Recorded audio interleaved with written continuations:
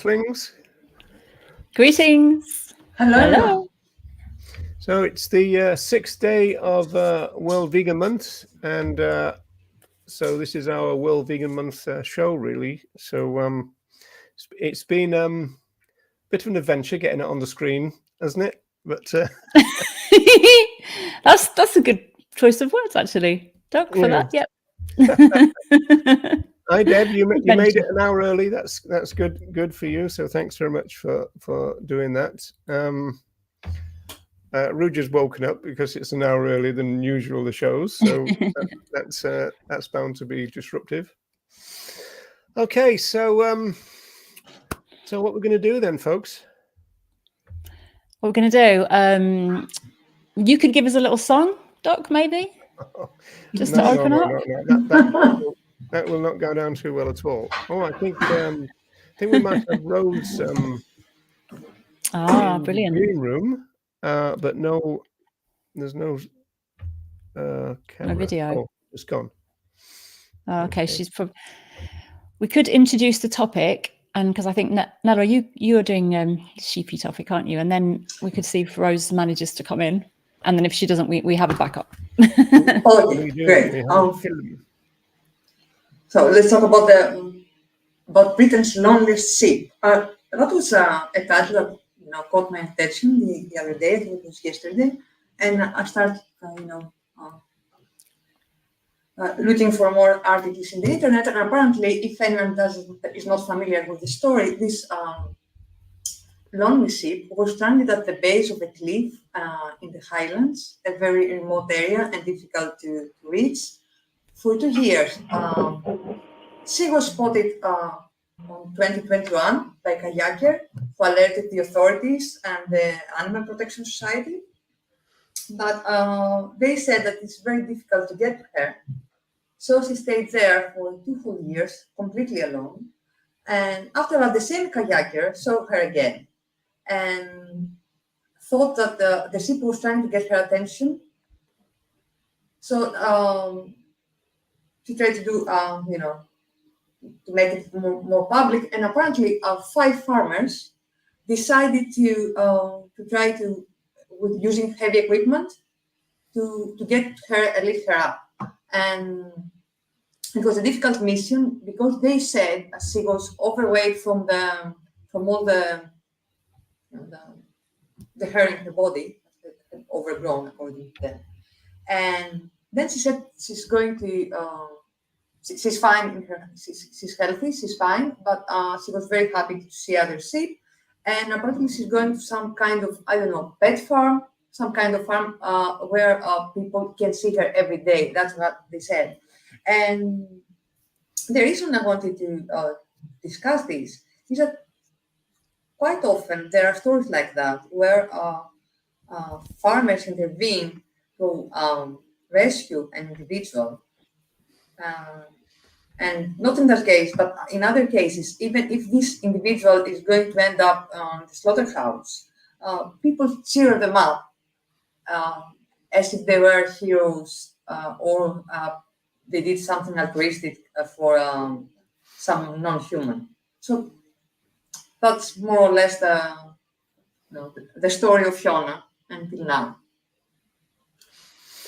Yeah, well, Rose is trying to join us, but has failed. Well, not failed, but the connection has broken down. So, do you want to play the film, Wendy? Do you think we could do?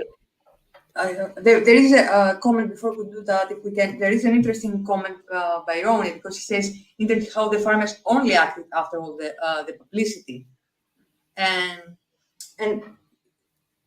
I agree, it's very interesting, and probably they wouldn't have done it without the publicity. And in other cases, like the case in Italy, where the farmer hired a helicopter to rescue his sheep because they are part of his family, as he said. In a way, they do it to present a kinder profile and get sympathy. That's my reading. I don't know if you read the situation somewhat differently. I got a feeling it's a long-term thing. Like in the 80s when I was working for Freshfield Animal Rescue Centre, a pregnant cow escaped from a slaughterhouse. I think it was on the Wirral, might have been Birkenhead or somewhere like that. And so one of the tabloids bought the cow off the farmer. And then obviously the cow became a bit of a celebrity, especially because she was pregnant and then suddenly she had a son. And then we learnt that the plan was for the paper to sell both of them back to the farmer to return to the slaughterhouse. And so we stepped in and said to the paper, that's going to be a lot of bad publicity. So what about, handing them over to us, which they did. So I think it's an ongoing problem, but I think that because we feel as though, well, how can you make such a fuss over one, is because they've become an individual. I think generally speaking, that's exactly the process that's gone on.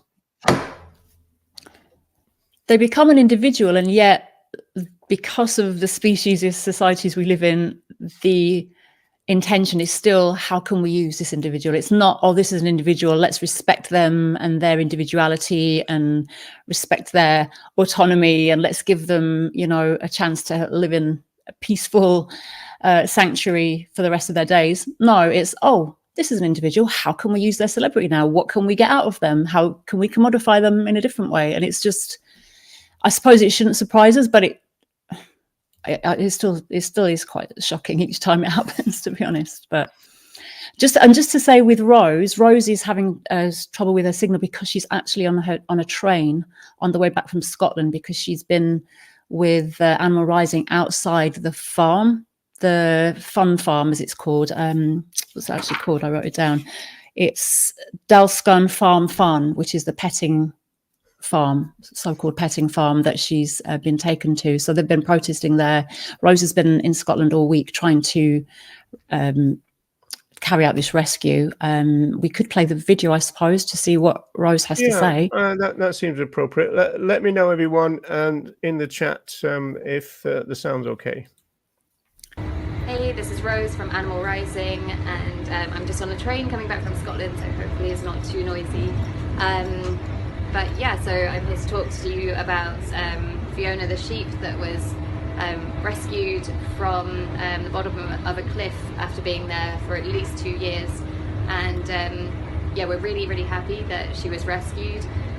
Really happy that she seems to be in good health as well, which is amazing. And yeah, unfortunately, she has been taken to a place called Dalscone Farm Fun, which is basically a functioning farm and petting zoo. People pay to come and see animals. They're breeding animals to be used for entertainment and potentially food as well. So it's not a safe place for her to be, and she should be going to a sanctuary. And yeah, it's really, really frustrating because I actually came up to Scotland as soon as I found out about this story, myself and others. We found out about this on Saturday the 28th of October, so it's just over a week ago. The following morning I got on a train to go up to Scotland to meet others and to plan a rescue mission to save her and to take her to a sanctuary. And on Wednesday we got down the cliff, so Daniel found it is like a really dangerous place for her to be living. Like, we did try by sea at first. We had a boat, but it was too rough. It was really rocky at the bottom of the cliffs. And so we went by land on Wednesday, and yeah, Daniel found a part of the cliff that we could actually get down safely with help of a rope, about maybe 200 or 250 meters down. And yeah, when we got to the bottom, we found Sheepy, as we've been calling her, and she was inside a cave, and it was really magical when we met her. Like, obviously we're really excited and happy to see she's still alive. But also, yeah, her fleece was really, really long, and yeah, must have been really heavy for her, especially when it was wet as well. And I think, yeah, the only reason she survived was because of this cave, and she also had access to grass and plants to eat as well. So, but yeah, she must have been through so much to have survived down there on her own for the last at least 2 years. And so yeah, we went down there on Wednesday, came back up, and on our way back to our Airbnb, we were followed by 2 vehicles a woman got out of one of the vehicles and spoke to us, asking what we were doing. We didn't tell her much. We didn't really know who she was. And then the following day, when we went back to see the sheep and to make a plan and work out what equipment we needed and stuff, and also to build up a relationship with the sheep, because we wanted to build up trust to make the rescue as comfortable as possible for her. We went down, and the farmer had blocked off the road and was waiting for us. And we spoke to him and eventually came to an agreement that we would help rescue her with some of his, like he had some people that wanted to help rescue too. We said that we would work together. She wouldn't get sent back to his farm. She would get sent to a sanctuary, which we already had lined up. He agreed that would be the best place for her. And it was also on his land as well, so it was quite a difficult situation. We had to go through his land to get to her. And he also called the police that day as well, but they left, like we weren't doing anything wrong according to them, because the farmer agreed that we would work together, and it wouldn't be theft if we were working together to save her and send her to a sanctuary. And so he agreed that we'd aim for Sunday for a rescue, and he even told us Saturday morning we should go to Inverness and get more equipment, but unfortunately on Saturday morning he gave us a call and said his team had carried out a covert operation, rescued Sheepy and taken her to this petting zoo, which, it was just unbelievable. We had this agreement, he knew that we had a sanctuary, and it's pretty shocking that someone would, deceive humans, but I mean, it's not about us, it doesn't matter, but the fact that he's not thinking of her and everyone involved in the rescue, they're just thinking about how they can get attention and how she can be used as an attraction on this petting zoo, on this farm, where they're breeding animals to be used as entertainment, and probably for food as well, and where people pay to come and pet the animals as well. So it's really unjust, and after everything she's been through, she needs to have the best life possible, and we know that the best life is on a sanctuary, in a sanctuary where no animal is exploited. And so we're telling our side of the story, and we're still trying to get her moved to a sanctuary, and we have a petition demanding that the SSPCA get involved and send her to a good forever home and not a petting zoo. Right, so a few people have been commenting while that was on. Jonah Wells said they're not farmers. They're sheep shearers to our hoofmen, so that I think that's kind of farm hands, I think. Now, the real problem is going to come back to that, but going to Ronnie's thing is that we've got the issue of the property status of the individual here, because presumably, even though abandoned, then she is still property, presumably. It sounds like they did try this anyway, didn't they? They did try to do it, and then obviously got spotted and what are you doing here kind of thing. So then I guess they just tried to make the best of the situation and then work with them kind of thing. So I mean, it's one of those complicated situations. Jonah Wells saying the sheep fell off a cliff and left because the cost of rescue wasn't worthwhile. So that'll be quite common in that kind of terrain. It's a little bit like when we went on the seal cull, that they would shoot some seals, but because the velocity of the gun, they would roll off. So they would just leave them and not count them as part of the cull then. So again, I mean, we talk about the property status of other animals being so prevalent, but also their kind of moral status being so low that this is why you end up with these messes all the time. And you kind of, as it were, get animal liberationists involved, and you imagine that the farmer probably thought, oh yeah, okay, well, sanctuary and all this kind of stuff, and then they might have thought twice, or you can just imagine, somebody from a farming representative group contacted them and said, be careful. That they'll make hay with this kind of thing, bloody bar. You can imagine that, can't you? Yeah. I imagine that was the motive behind this. Was they already had an agreement. Mhm. They just had to hand the sheep to the people, to the vegan people. So they didn't do it. They looked for an alternative, and makes you wonder why. Was it just to solve the vegans, or they are afraid of the, publicity around veganism? Yeah, I think they'll be thinking of the knock-on effect of the publicity. Do we want to deal with it ourselves? Suddenly we're the good people, or do we want Exactly. these people who are then going to start talking about animal use? If that was to occur, kind of thing. So. Well, they might have also looked into who Animal Rising were and seen, oh, actually, these people are, they just might start to think, oh, they're actually a little bit extreme. Yeah, we don't want to work with we don't want to work with Animal Rising, these extremist, fanatical vegan people. And so that might have been one part of it, and the celebrity, and how can we use, it's just like, oh yeah, we get to be the heroes, and then we get to make something out of Sheepy. Can you answer this question? I don't know whether Jonah did or not, but presumably we're talking about an owned domesticated sheep who happened to fall off into a cavern. I mean, it's just lucky that there was food down there. Otherwise, presumably within days, he or she would have starved to death.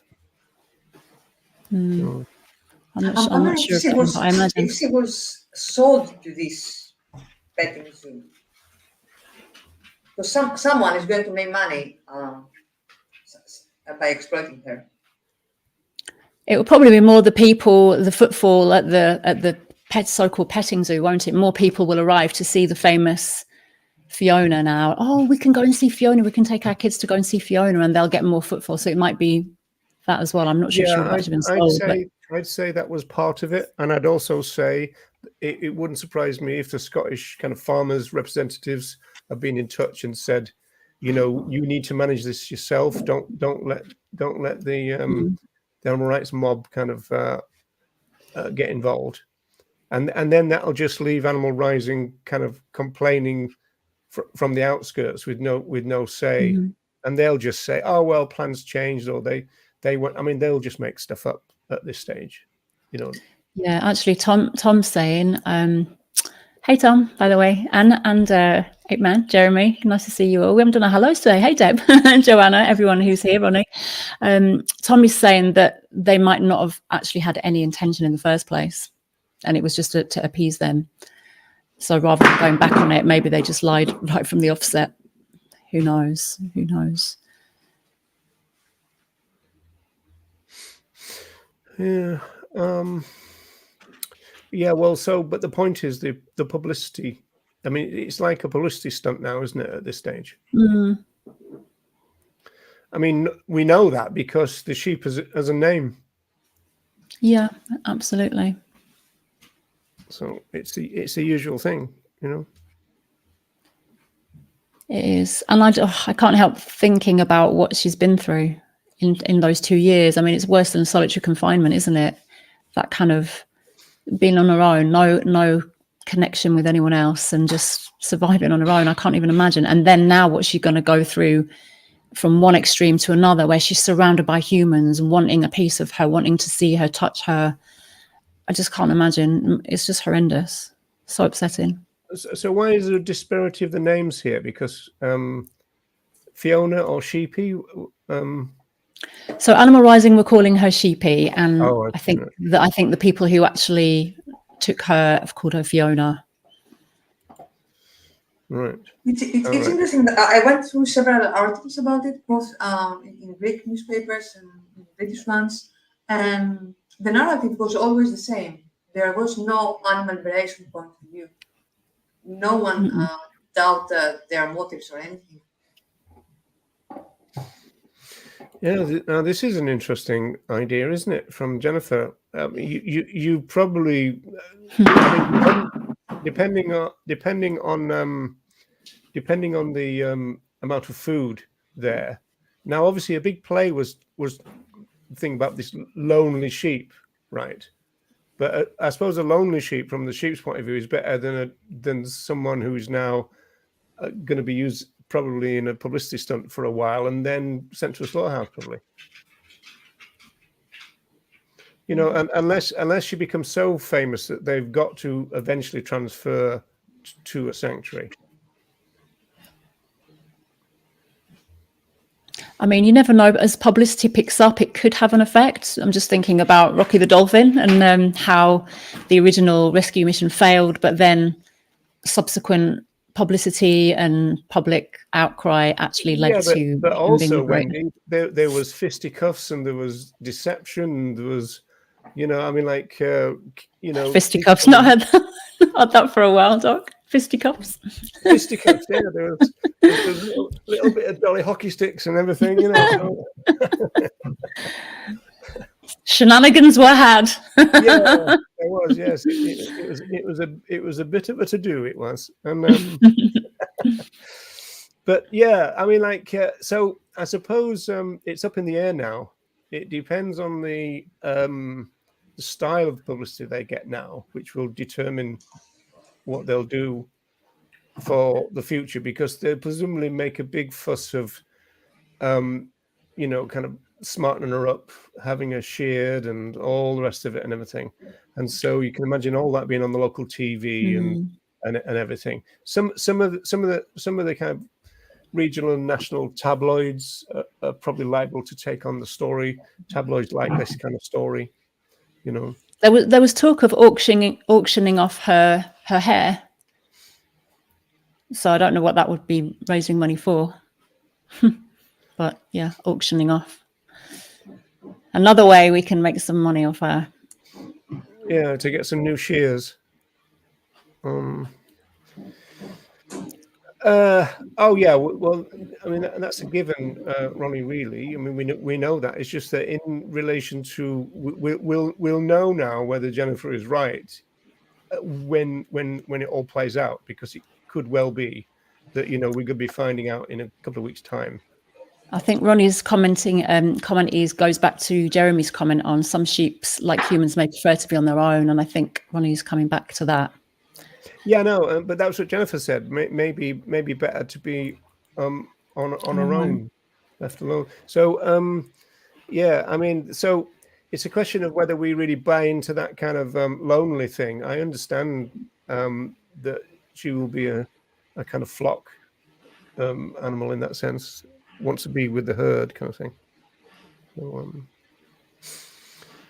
So, okay, Ronnie's wanting to make that point again, so he's posted it a second time.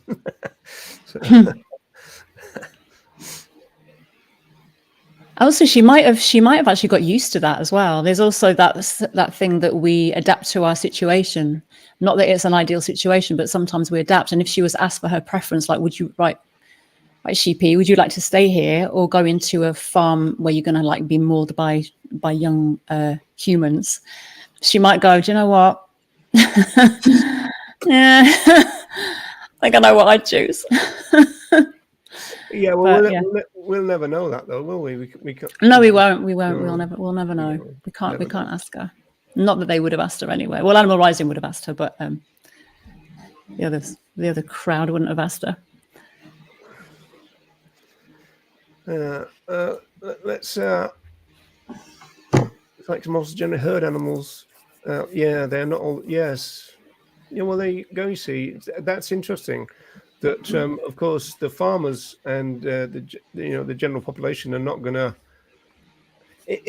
I mean, ironic. I mean, this has all probably come about because she is now seen as an individual, and yet they'll still impose speciesist kind of stereotypes on the individual. You know, so that's interesting, isn't it? Oh well, there's our next show. We've got to work out the etymology of the meaning of flock animal and where it came from. So we need to get Jeremy on the show for that one. Definitely. I guess so. Somebody who can pronounce etymology properly. Right. So what do you want to do? Do you want to move on? Well, we could do, unless anyone's got anything else to add about sheepy. The last comment. There's news we didn't know about that. Is this one? Yes, yes. That sounds ominous. Oh yeah. And actually, there were claims that the Animal Rising had been intimidating people, and actually, Rose posted a video saying it's totally false because they've been really peaceful. They're obviously a non-violent group, and they've been peacefully standing there. They're not even blocking the entrance, and they weren't even going to block the entrance when Sheepy arrived or anything like that. It was just a very peaceful protest, but there were claims that they were intimidating people and that kind of thing. So different narratives out there. This has got real echoes now of Rocky. This now, isn't it? I mean, Rocky was spirited away to a secret location to be used as a stud animal.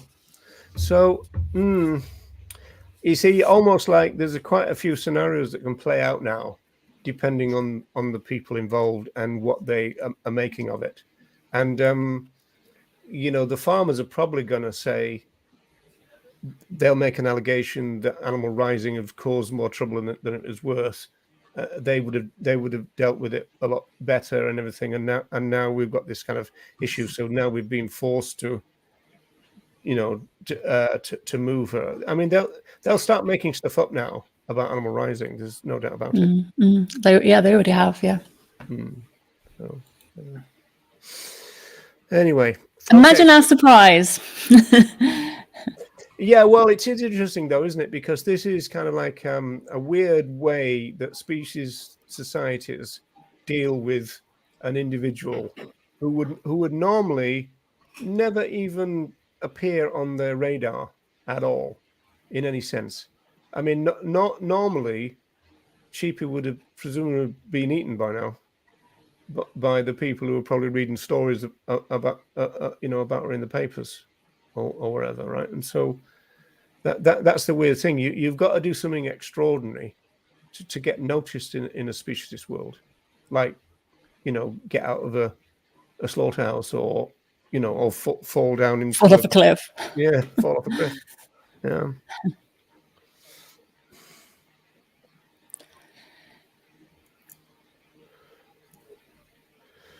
Okay, final point, perhaps. I think it's a case of making an issue about like. That's MBR Acres, isn't it? There was a fork in the road, vegan animal rights and sanctuary, one way, stolen by animal exploiters and taken into exploitation. The other, yeah, that's right. What I'm saying is that they'll come up with their own narrative. You know, I mean, do you remember when John Curtin went and lived with a farmer for a week, Wendy? Yes, I do. Yeah, living with the enemy. Yeah, and a lamb was born on the farm, and he had like a cricked neck, and I think the farmer wanted just to kill him, and then John made a fuss and said, "Well, look, I can line up a sanctuary," and then they brought a vet in. And much to the surprise of the farmer, the vet agreed with John and said, I think he'll pull through, right? And then just as everything was being set up, very similar to this, they secretly killed him, you know. So, I mean, Sheepy could be dead right now. I really hope not. But yeah, you never know. It's quite shocking how people's train of thought can go that way, isn't it? Oh, we want to take her to a peaceful place where she can live out her days. Or you can just go and use her or kill her. And I can't understand why someone wouldn't want that for her. Like even in a speciesist world, even if you're in those industries, I still would think surely there's a part of you that thinks, actually, go on, she's had a bit of a rough time. Let's do that. I think it's about control of the narrative. You know, if you allow them to go to a kind of animal kind of fanatics designated sanctuary, you've lost control of the narrative, right? And maybe they would feel they'd be made to look like the bad guys because they didn't rescue her, they left her there, blah blah blah. They would be made to it would be look bad on them. in some way. Yeah, so they instead I'm they going to get put come up Tom's here. message up because this is so rare that I think Oh, Tom. yeah, the check is in the post, Tom. Don't you worry. Yes. But I mean, from my own personal point, it's kind of like, you know, we spent 30 minutes talking about an individual, as we should, and yet what's going on with other beings exactly the same position, except they didn't fall down a cliff. That's the only difference. Mm-hmm. Yeah, that can work both ways. That if we didn't talk about her as an individual, then we could say, well, we're not even talking about individuals, which were all about individual rights. So you could kind of view that through both lenses, couldn't you? Do you know what I mean? Yes, it can get a bit complicated. I mean, it's a question of like, in a sense now, it'd be interesting to think about what we, you know, as the animal rights movement, how do we proceed with this story to the extent that we can, you know, and so it will be quite interesting to see what happens in the next few days. There's no doubt about that. Right, should I move us on? Yeah, because I think we've spent double time on that one, haven't we? Yeah, So, but it doesn't matter. As we always do. Yeah. So it's going to be one sentence for me on my thing. So okay. So Wendy. Yes. So this was our second topic of choice today. So basically, this is my train of thought on this one. So many non-vegans think that veganism is all about food choices, right? So we know this, that they think it's just a diet. And there's a big rise in plant-only foods, and there's a raised awareness of the term vegan, which there didn't used to be. You know, people didn't used to really understand even the word vegan or what it was. There's a huge increase in vegan-friendly products being sold and animal-free options in eateries. And so it's no surprise that when you ask a non-vegan what veganism is, they would automatically think of what a vegan consumes or who they don't. So that will in most cases be that immediate connection that people will connect veganism and food. But as we know, the dietary aspects of veganism are only a part of the picture. And veganism is a philosophy of peace, respect, and justice for all sentient life. And if the whole of humanity, this is what I was thinking, if the whole of humanity became plant-only eaters tomorrow, would this bring a vegan world? But of course it wouldn't. It would be a massive shift, no doubt about it. It would be a massive shift for other animals, especially in terms of the sheer number of other animals who are being bred and enslaved and then murdered. But it wouldn't bring a vegan world because other animals would still be used as test subjects. They'd be bred and kept as property. They'd be viewed as objects and be bought and sold as commodities. But what, even more than that, that's a kind of context really for this. But what troubles me more than that really is it's not just that non-vegans are misunderstanding what veganism is, but also that animal advocates are misrepresenting what veganism is. And I'm particularly thinking about a couple of examples today. So one is here on the screen, is carnism, which a term that's become very popularized within the movement, and particularly it's used as a slur nowadays as well against non-vegans by vegans, especially vegan activists and advocates. But when you look at even what this is from the carnism.org website, and it says here that they frame carnism basically as the opposite of veganism, and yet it's then defined as the invisible belief system or ideology that conditions people to eat certain animals, and then goes on to expand on meat-eating cultures.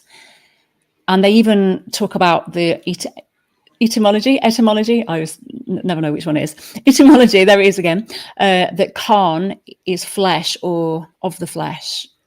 So although we're framing veganism as the opposite of carnism here, it's actually a complete misrepresentation of what veganism actually is. And then if we use carnism and carnists, we're referring to the food choices of the person alone. And therefore we are, when we use this, reducing veganism to a diet. And then similarly, if we can bring up the next slide, Roger, thank you so much. Similarly, and I'm not here to, just blanket criticize other activists' work or anything like that. And, I know people do a lot of good work, even none of us are perfect, blah, blah, blah. However, this came into my awareness and it just struck me again that this is going to be a popular book. It's in the mainstream now, and yet we're talking about meat eaters. So it's framed as vegan propaganda. So it's aimed, for vegans to argue with meat eaters or whatever. But again, it's kind of making that consistent connection with veganism and eating so-called flesh, or the consumption of our fellow animals. So I guess looking at this, I'm wondering, is this kind of connection doing the movement real harm? Or are these just strategies that will, in a way, bring other people who might not normally be aware of these issues? Will it bring more people into the awareness of these subjects? And is it a strategy that is going to be helpful?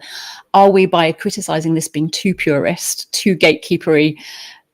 Is this more relatable, more recognizable, more accessible for people, basically bringing it to a more mainstream audience? Or do we risk reducing, diluting and moderating veganism and animal rights way too much? This is where I was coming with this little topic. So I'd love to hear people's views in the chat, and of course, Nella and Roger, yours as well.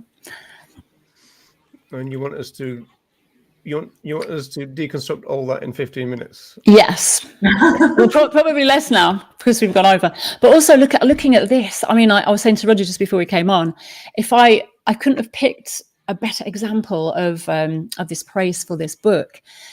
And it says, I'll read it in case people struggle with the reading on screen, as I do myself sometimes. Thanks, Ed, for how to argue with a meat eater. Life would have been so much easier if I had this book when I stopped eating meat 52 years ago. I would have given away lots of copies to my meat-eating friends.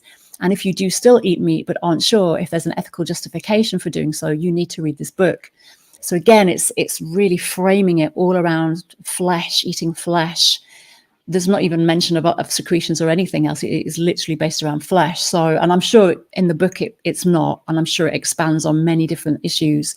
But I guess it's just that first, in your face kind of marketing, and the praise on the back as well. So I'm just really interested in this.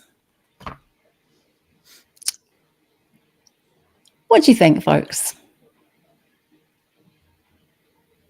So Jeremy's comment, I was reading that actually. Bridging the gap between the commonly understood and getting others to understand the uncommon is one of our greatest challenges. So very true, Mr. Ape. I mean, obviously, the challenging thing from the animal rights point of view that you said in that little spiel was the bit about is this gatekeeping and is it being too purist? Because because it isn't this going to be put people in the right direction and all that, and that's the kind of thing that Singer would say. The problem for me is that this is kind of really part of a more general kind of reducitarian move going on in the movement. And one example is this, which is the first book, same style. So this is Ed Winter's first book, and on the very last page, he says, Donald Watson, who coined the word vegan in 1944, once said, quote, "Veganism gives us the opportunity to say what we stand for in life," unquote. Now, if we know Donald Watson, that was a really massive thing to say for him, because he says things like veganism is the only movement that can save humanity, all kind of things like this. What Ed does with it is he says, so we have the power every day to either stand in favor of needless animal suffering. And Ed says quite openly that he's focused veganism as an issue of animal suffering and not animal liberation. And so I think that the movement has kind of fallen in line with all this now. Carnism, reducitarian, the suffering focused reducitarian. There's a heck of a lot of reducitarians now in the movement, and quite often they're not only not happy with the wider, expansive vision of veganism you would get from the founders of the movement, they actually argue against it a lot. So I just think this is like part of this kind of process, and I think it leads into what I'm about to say, which I'm not going to do now. But I think it's linked to this kind of problem that we're almost like we've become the militant RSPCA. That's how I think of the vegan movement now. Yeah. I would say I haven't read the book, so but I assume that it says a lot about all kinds of exploitation, because Ed Winters usually does. So I assume his book does too. And on the basis that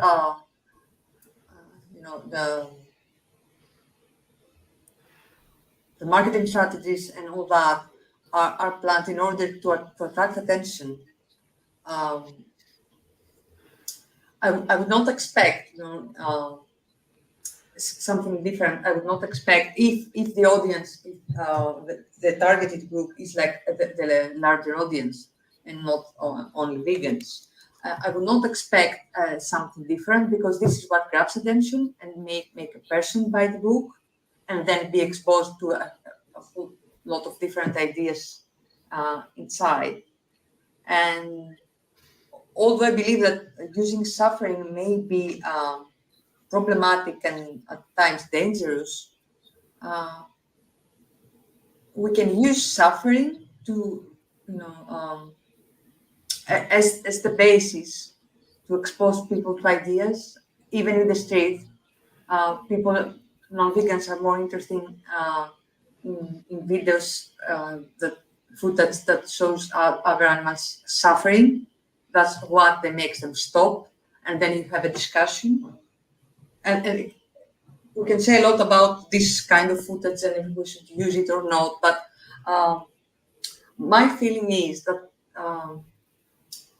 non-vegans will stay and talk to you because of suffering. Because as humans, we are wired to. Sorry, something is going on. I'll mute myself and.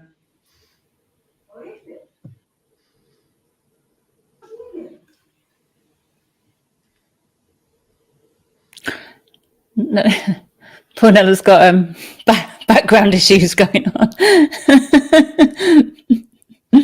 Quite.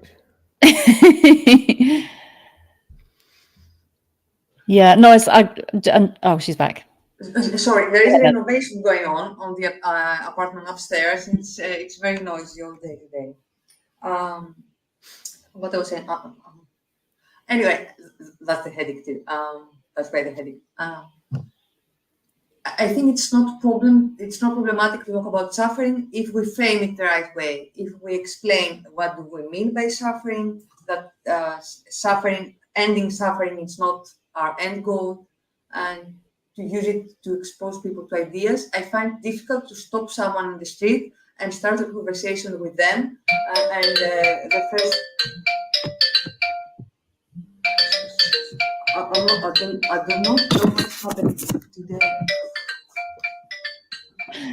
That's a jolly little tune, isn't it? Sorry, I really apologize. Like everything happening. I want that ringtone. I'll send it to you. They say don't work with children and other animals. Actually, don't work with builders and mobile phones. In Nella's case. Tell them to build a cup of tea and wait for a bit. Yeah, for our tea break.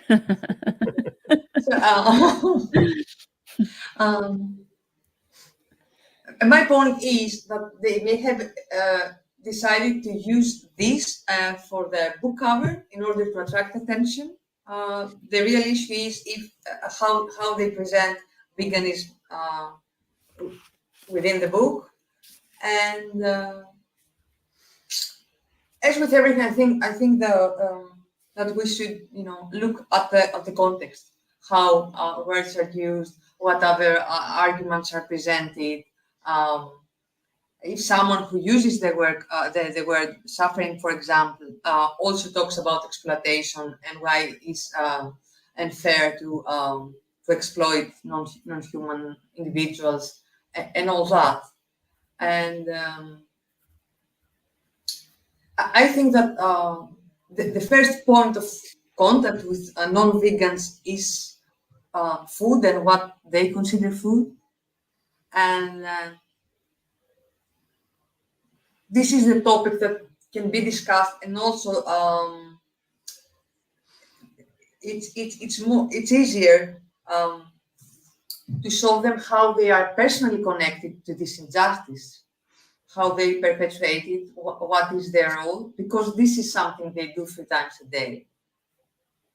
But for me, the important thing is to use this to build something larger, and starting from a limited topic or point to expose people to the need of animal liberation, to actually make them see the oppression. And I don't know how feasible it is to start a conversation with someone that has no idea about animal oppression, that has never thought about animals as individuals being oppressed, from a philosophical point of view, instead of something practical. I'm not sure I'm making sense today, and I'm really sorry. You are. This, No, you are, Nella. the noise. You're making complete sense, and I agree with the points you're making about how we can bring people into a conversation and then expand on that. And I think that's sometimes where the problem is within the movement. If people within the movement don't really understand what veganism actually is, then it doesn't get expanded in that direction. But there's a really interesting point from Ronnie, actually. Thanks, Ronnie. 6:43. That one. No, 6:43. I think it's after that one.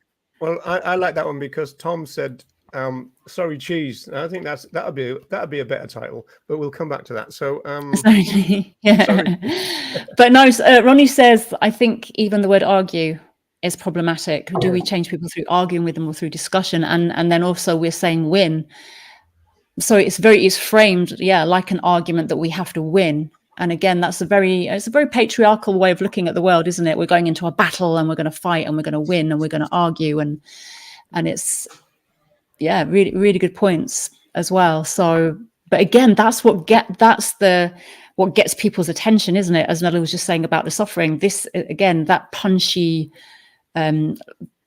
bold title there is what gets people's attention, like the clickbait on YouTube. It's the this versus this, and how we really shamed them, or we showed them that kind of stuff. There's a lot more going on if we talk about what's getting attention, because I think a lot of activists are focusing their talk at other vegans, whereas Ronnie would be going, hang on, we're public educators, and that's where we should be at, and so therefore we'd be having conversations with them. But in terms of attention, I think that activists and influencers have got more than just what will this do to the public on mind. I think it's also to do with the clicks on their videos and stuff.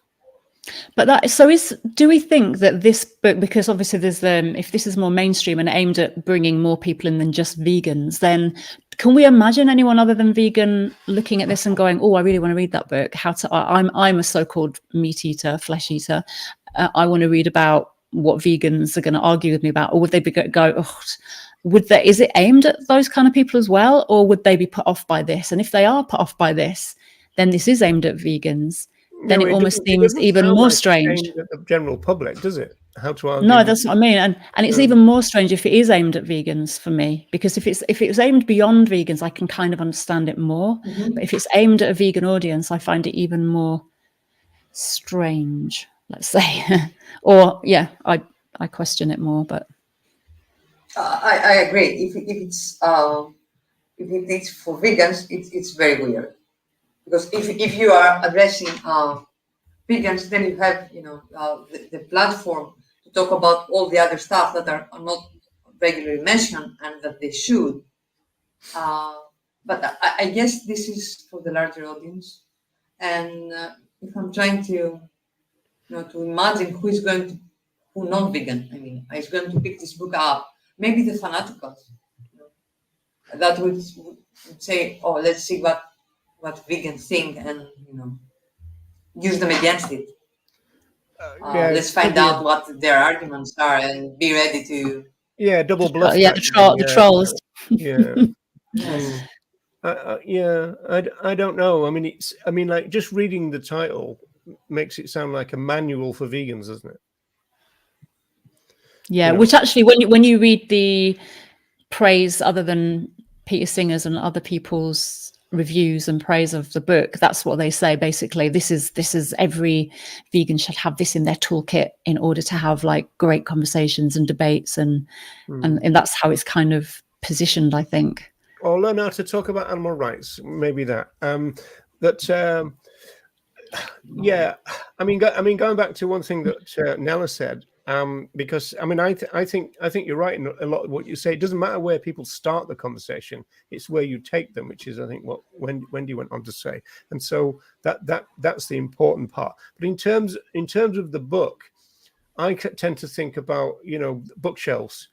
How many non-vegans are going to just see the cover and never see what's inside of it? And so that would then support Wendy's point that it makes veganism to be about meat. And that's the point that I was trying to make. Not that the book doesn't go on to expand, because I'm sure it does. Like, yeah, we know Ed's content is much wider than flesh, but I think it's just that first impact. And of course, in a busy world where we're just seeing little bite-sized bits of information constantly, I think the consistent message is veganism equals the opposite of flesh eating or consumption generally, consumption of other animals. It's not the encompassing philosophy that we know it to be. Well, Wendy, to tie your two ideas together, this and carnism, do you think Ed is influenced by Melanie Joy, who argues that it's possible to procure eggs and dairy without violence? So I think a lot of people are swayed by that, or at least they think that's plausible. I think, I imagine that might be because Ed focuses, as Nella was saying earlier, on the suffering. Yeah, that's what I'm saying. He fits in very well with this whole utilitarian Peter Singer and Melanie Joy kind of, we can do it without suffering. Because often what Ed says in his street outreach as well is, but it's not necessary as well. So he focuses on what's necessary. So is it necessary? We don't need to do it. There's that element to his advocacy as well, which I think is obviously a different stance to where we might come from as well. So I think they seem very connected. The carnism, the reducitarian, the utilitarian, all these concepts and ideas are kind of, I'd say, fitting well under the same umbrella together. They sit in the same. I certainly agree with that. Right, we've got 6 minutes left. Have we?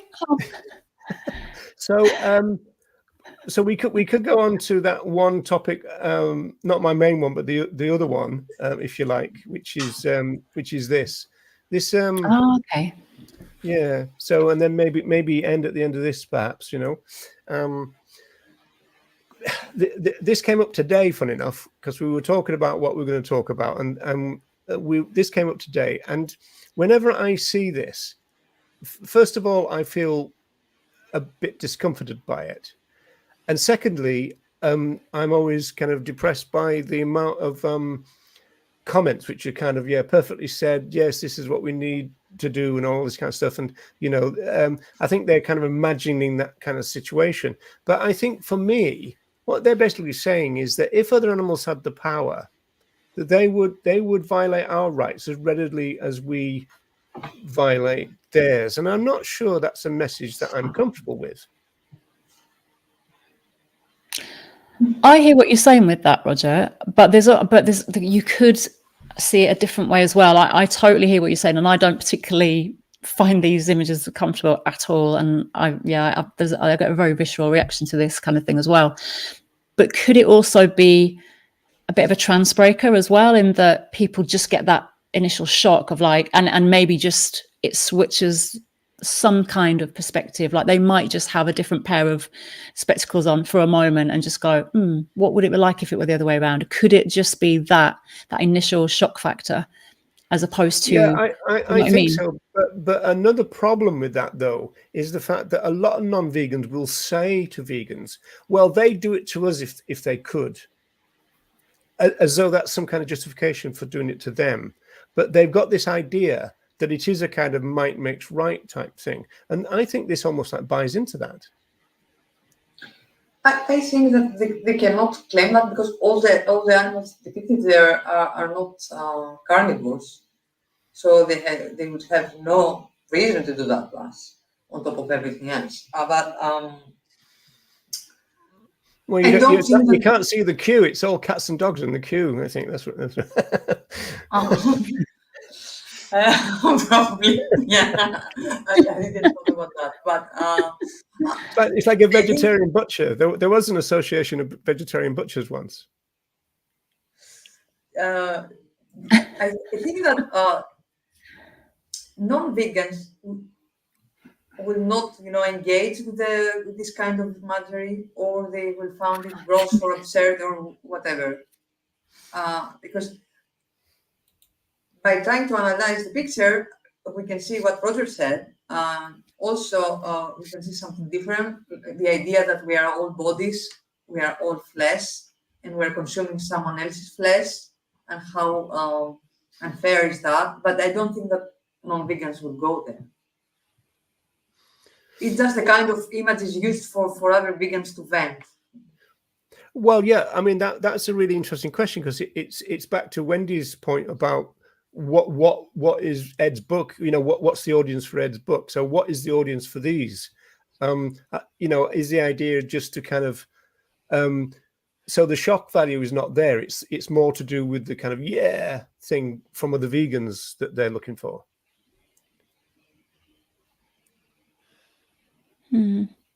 Because if Nella's right and non-vegans don't engage with this kind of stuff, then the shock value is not there, right? And so if it is aimed at other vegans, it's to kind of make them feel better somehow, or I don't know what. I don't think. Well, I don't know. I mean, do you think this is making a deep philosophical point, or is it meant for a kind of reaction? It's probably just. Go ahead, Wendy. Oh, sorry, Nella.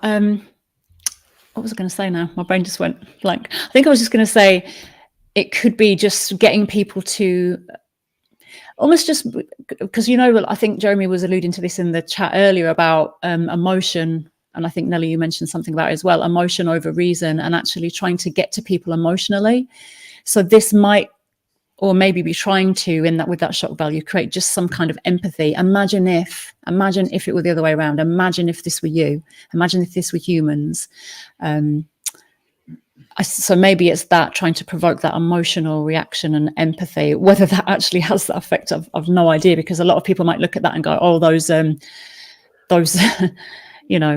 extreme kind of vegans." Point is interesting, because it's kind of like pointing towards methodology. I mean, if we could get some kind of focus group of non-vegans to see these images and see what their reaction to it, that would be quite interesting, because then we would actually get some idea about whether this is an actual.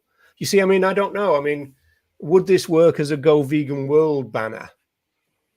I mean, I suppose there's no research that will tell us whether it would or not. It might do, because it might just get people to do that kind of "what the hell's that" type thing, which is one part of advertising. If you can get the audience to go, "What the heck's that?" or nudge to their mate, "What do you think that is?" Then that's advertising. That's good advertising. It's not just kind of like just sail past them, as it were. It'd be good to get Corey and her crew on this, because I know she loves doing the actual research on what's effective advocacy. So, and I don't know if they have done studies on this kind of thing specifically, but it would be great to hear. I don't know whether there is any studies already. It would be interesting, wouldn't it? Yeah, I mean, if anyone would know that, it would probably be Corey, I would imagine. There is an interesting comment by Mindman, if you can put on the screen. Because I was thinking about that, where this was found, and is this something created as a way of using artificial intelligence, or is like an artwork and it depicts the feelings of the artist, wondering, how a different world, like reversed world, could be. And then if it is the feelings of the artist, you cannot really judge it. It's like they felt or they thought something and they created something. So I think it's important to know what this is really. It's just something circulating around Facebook, or well, if the accusation that it's me overthinking it, well, that's my job. That's what I do all the time. I was focusing on the create on the win part. Yes, I know. Yeah, well, that's it. I mean, it's more a role reversion than something that they would have created on a whim. So, in other words, it's been deliberately created this way, and using AI to do it. And so, am I therefore overthinking it because it's been deliberately created? You're saying, it's not. They say that maybe it was not really thought. They created without really thinking about it. I think that's what they're saying in there. I suppose it's the kind of thing as vegans we talk about, isn't it? How would humans feel if this had been done to them? How would humans react if there were a facility breeding human children and human children were being used for this or that or the other?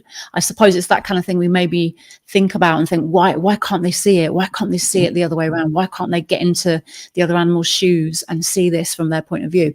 And maybe it's just that kind of, how do I convey that in a striking image? Do you know what I mean? It's just, I think Deb wants something here, because this is what I meant by the kind of response. And if you actually do look at the comments of this kind of stuff, or even just the more crude, cartoons, a lot of people have got it's very revengeful.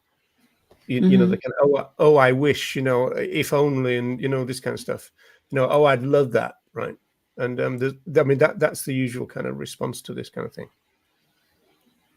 Yeah. Right. Well, we're actually a bit over time. So do you think we ought to say fare thee well to the world? Or should we put just up the picture of Karen, just to... Yes. Please. Oh, yes. I'm terribly sorry. Yeah, we should do that. Yes. Okay, let's... Yeah. Just to pay our respects to Karen Davis, who sadly died on the 4th of November and is sorely missed. I actually I don't know if you folks mind if I read Patrice Jones's tribute to her on Vine Sanctuary's page. Patrice Jones was a good friend of Karen's. Karen really helped Patrice and was a great influence to her and a great support of her. They were good friends. But if you wouldn't mind if I just read it, it's quite brief. Would that be okay? Yes, please do that, because it was very nice. So Patrice writes, "Stick up for chickens. Even from her sickbed, the late, great Karen Davis, who died yesterday, steadfastly advocated for our feathered friends. Known best as the founder and president of United Poultry Concerns, where she worked tirelessly for the freedom and dignity of chickens, while also operating a sanctuary, Karen also played a foundational role in what was first known as the Eastern Shore Chicken Sanctuary and is now Vine Sanctuary. Miriam and Patrice and everyone else here at Vine send our sympathy and heartfelt best wishes to everyone at United Poultry Concerns, who we know must be grieving deeply. Most importantly, we want to alert everyone to the fact that the most steadfast advocate for chickens is no longer with us. It will take many of us doing more than we did before to equal her energy. We take to heart these words from Karen's last note to us. I will continue to wish and hope for a day that will be different for all the birds. We pledge today to redouble our efforts for chickens in Karen's memory, and we encourage you to do the same.